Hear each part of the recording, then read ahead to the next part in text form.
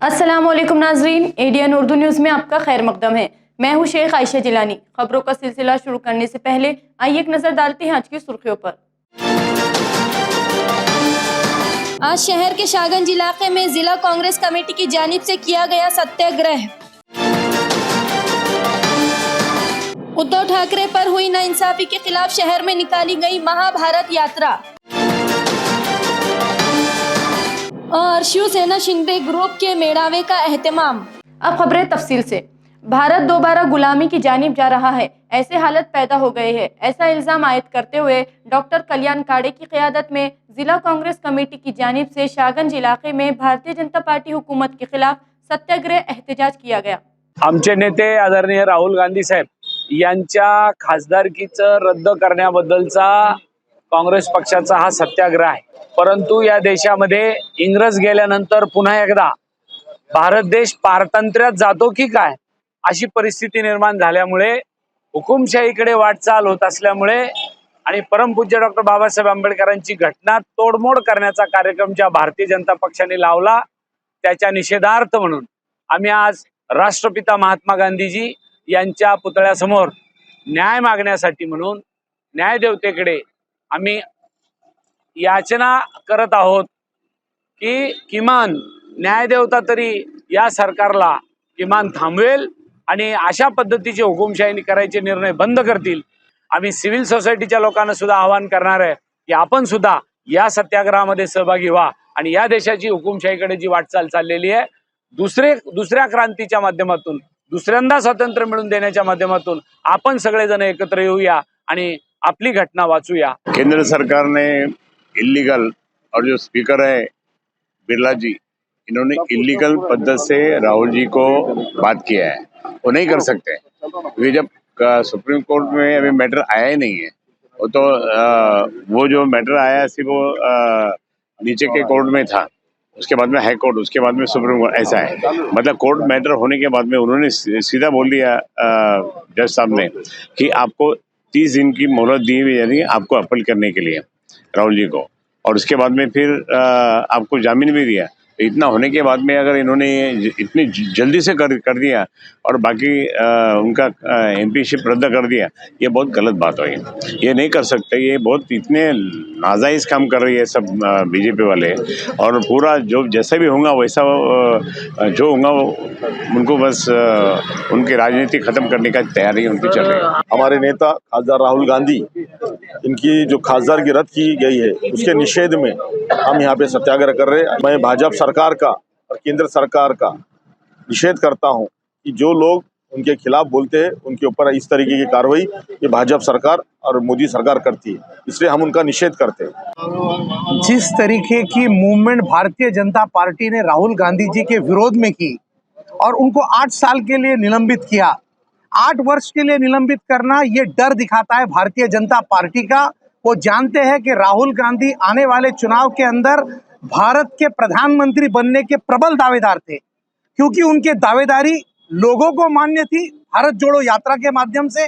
इसका डर भारतीय जनता पार्टी के अंदर था।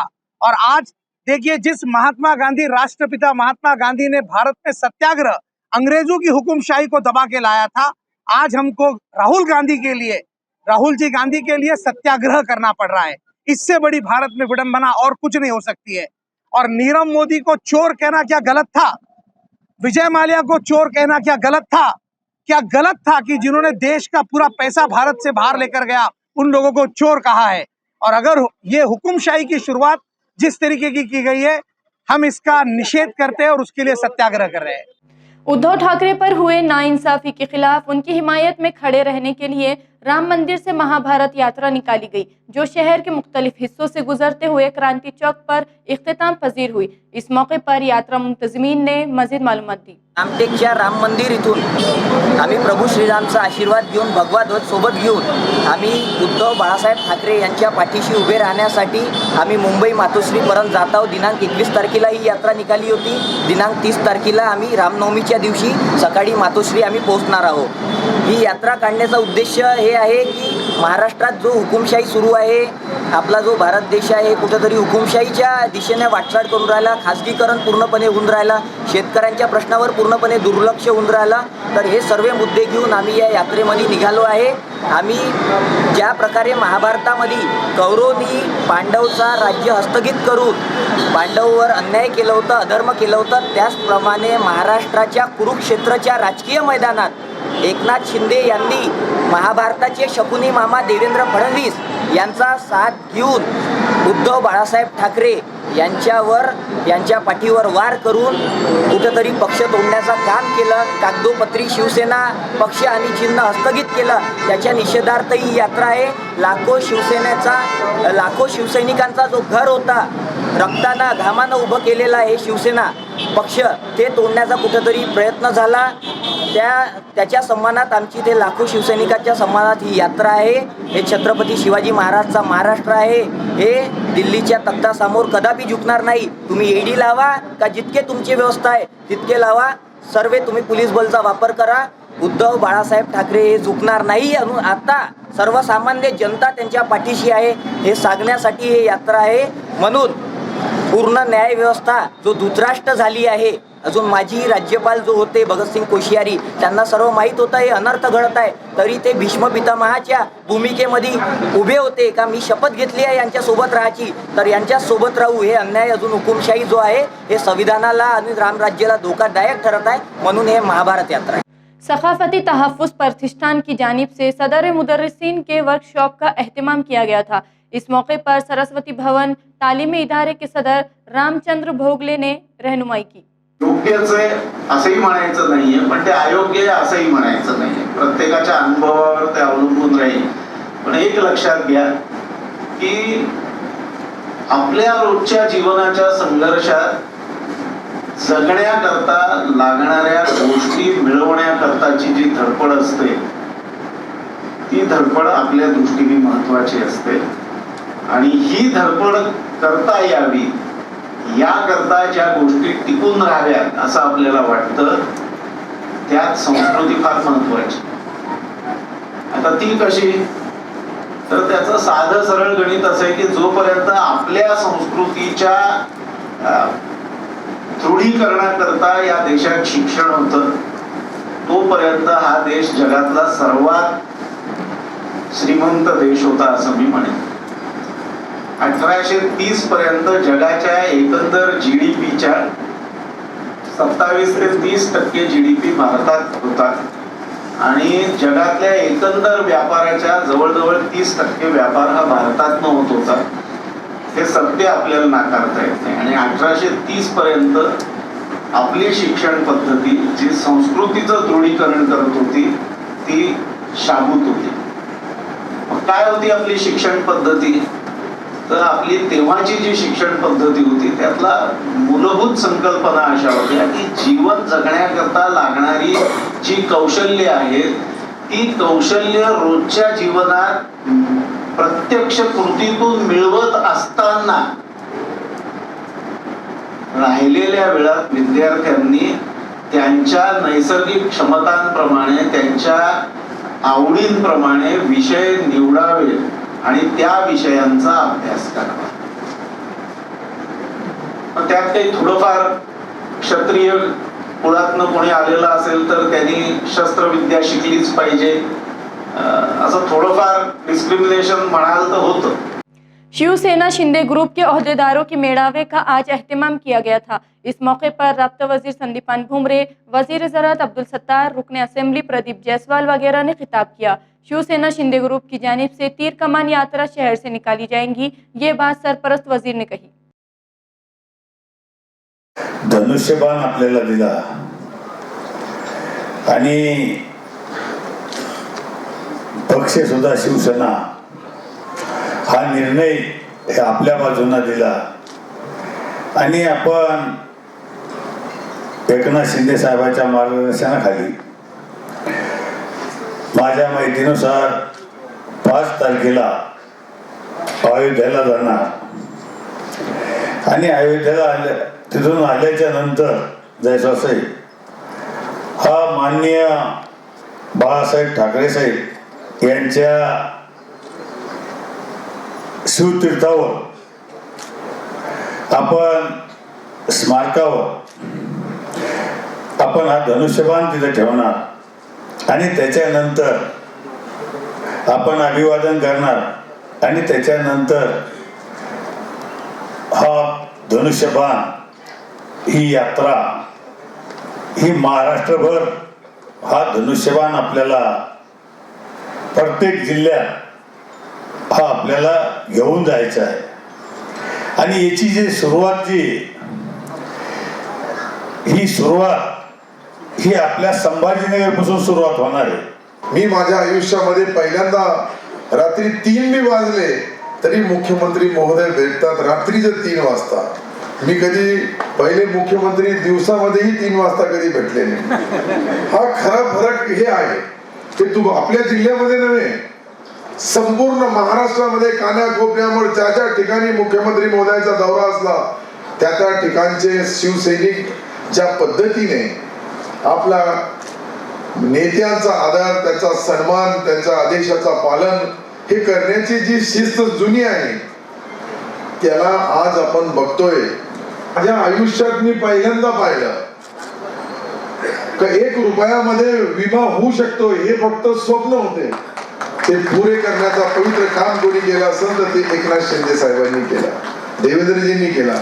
महाराष्ट्राचे जे काम आदरणीय मुख्यमंत्री यांच्या माध्यमातून मंत्रिमंडळाच्या माध्यमातून जे कार्य काम होत असतील ते आपण घराघरापर्यंत त्याचा पोहोचवता येतील यासाठी आपल्या सर्वांना या ठिकाणी प्रयत्न करायचा आहे।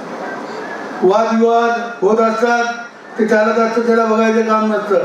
काम करत असताना माणसाने आपण एकनाथराव शिंदे साहेब आणि शिवसेनाची बाळासाहेबांची शिवसेना या माध्यमातून आपल्याला या ठिकाणी काम करायचं। अनेक लोक आपल्या विरोधात गेले, अनेक लोक आपल्या विरोधात रोज बोलतात, त्याच्याने आपल्याला 1 पैशाचा फरक या ठिकाणी पडत नाही। म्हणून माझी आपल्या सर्वांना नम्रतेची विनंती आहे। माननीय मुख्यमंत्री आदरणीय जसं सत्तार साहेबांच्या इथून सभेतून आले आणि पहिला हात त्यांनी कुठला टाकला असा तो संभाजी महाराजांना टाकला आणि तिथंच 5 कोटी रुपये त्यांनी डिक्लेअर केले आणि त्या माध्यमातून तिथं पुतळ्याचं काम सुद्धा लवकरात लवकर त्या ठिकाणी सुरू होणार आहे।